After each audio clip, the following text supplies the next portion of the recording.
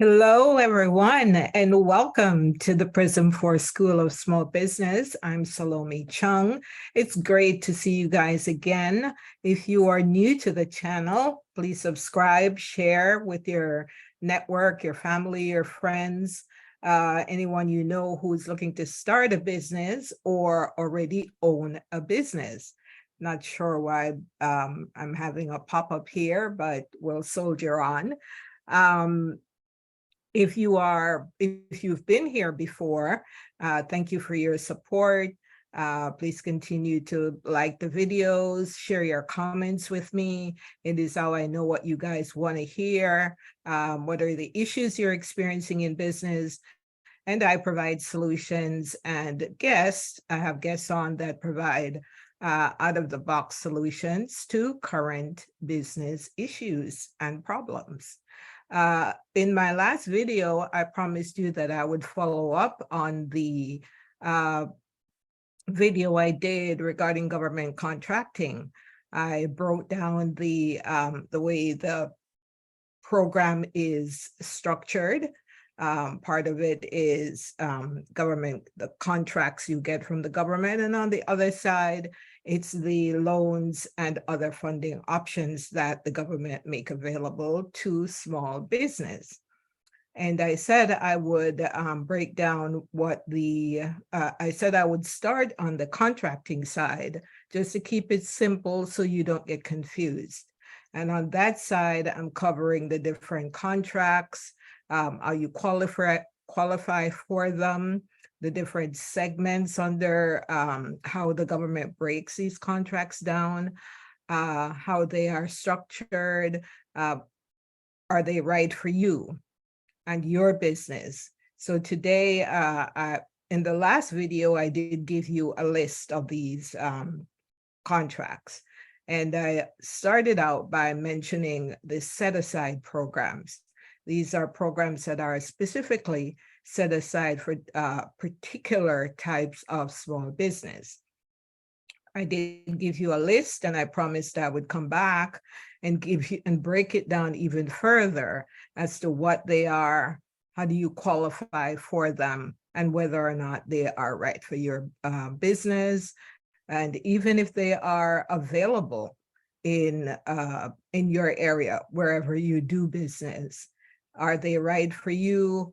For example, if there are specific set-asides for veterans. Excuse me, if you are a veteran, then that's something you would qualify for. If not, then not. But I'm jumping ahead. So I'm going to start off by giving you some more detail on the set-aside program categories. And the first one I'll start with is what the SBA calls the 8A Business Development Program. And I want to make this as I'm going to say exciting, but if we could call talking about government contracts exciting, but I don't want it to be boring, because I want you guys to actually stay and listen to the information. So the 8A Business Development Program is the one I'll start with. And excuse me, this is a 9-year program that's currently in process, created to help firms owned and controlled by socially and economically disadvantaged individuals.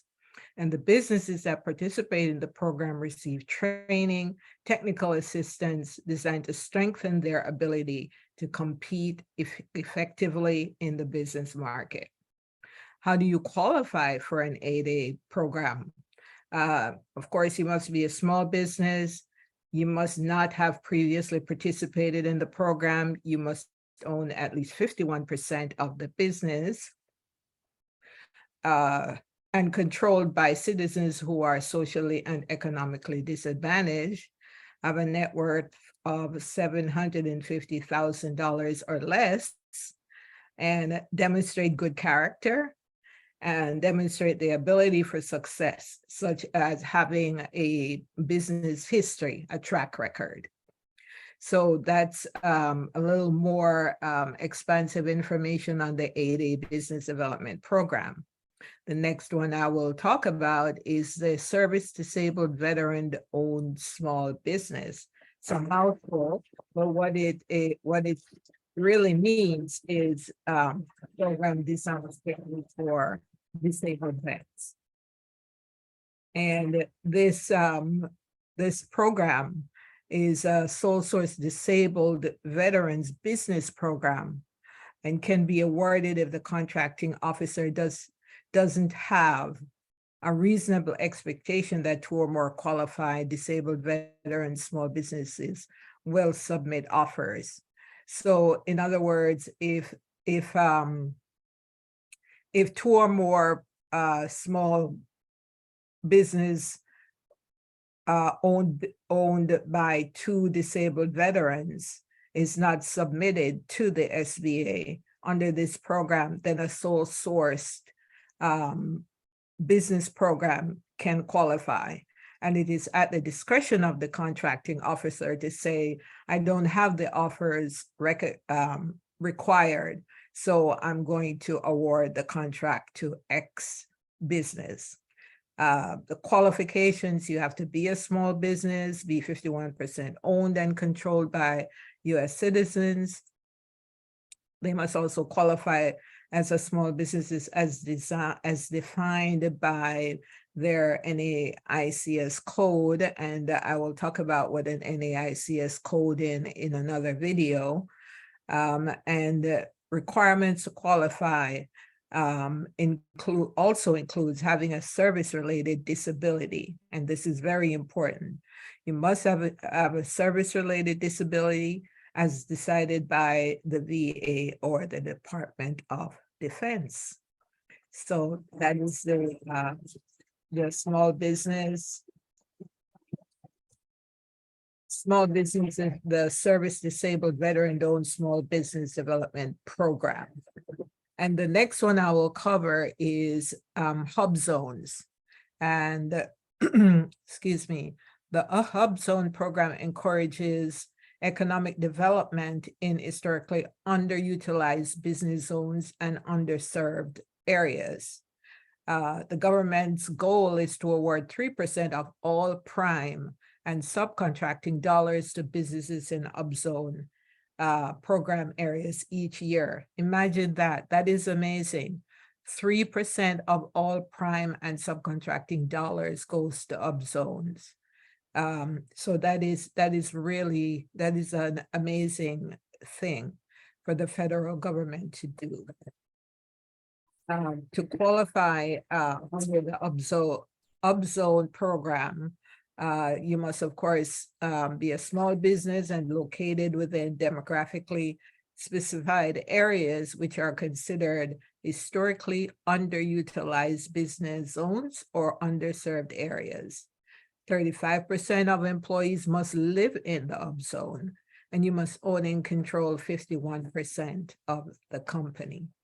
And I'll go on to program number 4, which is women-owned small business and economically disadvantaged women-owned small business.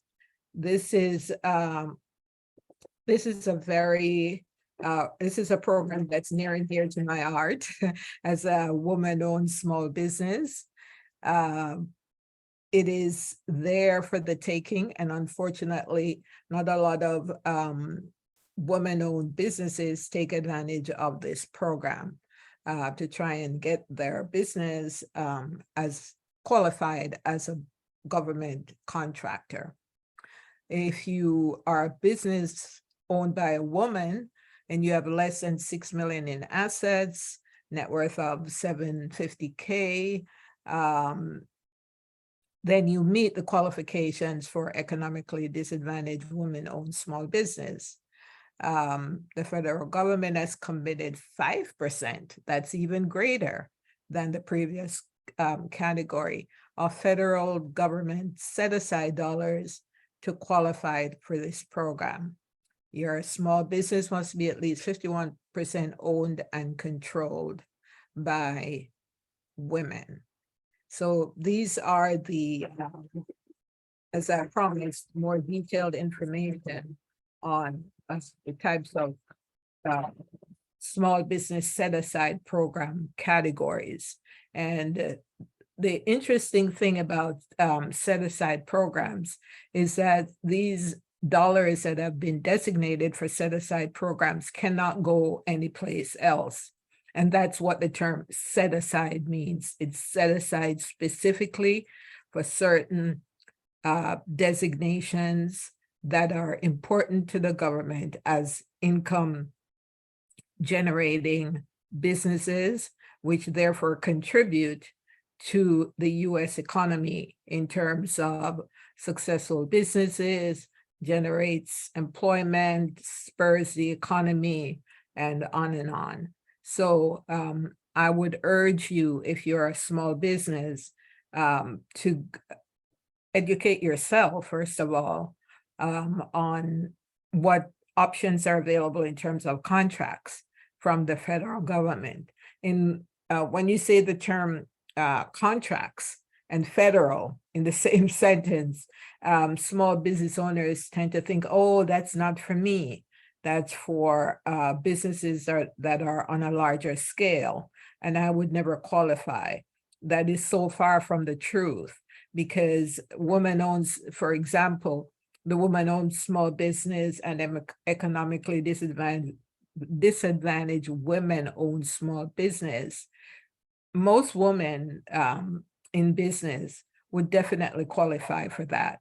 And if you don't, then you might belong on the other tier of federal funding, which is loan and other funding programs. So even though you may not qualify for a contract, it does not mean that you don't qualify for federal funding. That's a very important distinction to make. I will, in the next video, continue on to give you more information on the government's federal programs in terms of funding. And I will talk next about another category of funding that the government offers. And that will be, I will be talking about, I will be going next time. I apologize. Let me clarify, because I don't want you guys to get confused. I've talked about the contracts and the set-asides. That's on the contracting side. Now I'm going to go over to the the other loans, the other funding programs, which includes loans and other grant programs. And that will be, some of those will be SBA loan programs. And I'm going to give you a quick rundown of what those could be.